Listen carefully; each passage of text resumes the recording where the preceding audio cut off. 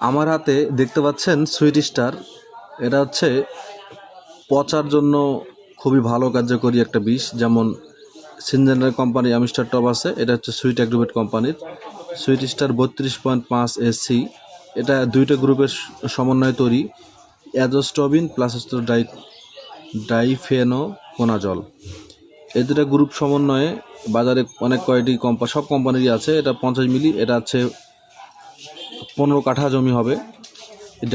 100 মিলি দিয়ে আপনার 1.5 বিঘা জমি হবে এবং 500 মিলি দিয়ে 7.5 বিঘা অর্থাৎ 1 হেক্টর জমি হবে। পচার জন্য ধানের বয়স যখন 40 থেকে 45 দিন 40 থেকে 45 দিন তখন একবার, প্রতি লিটার পানিতে 1 মিলি করে।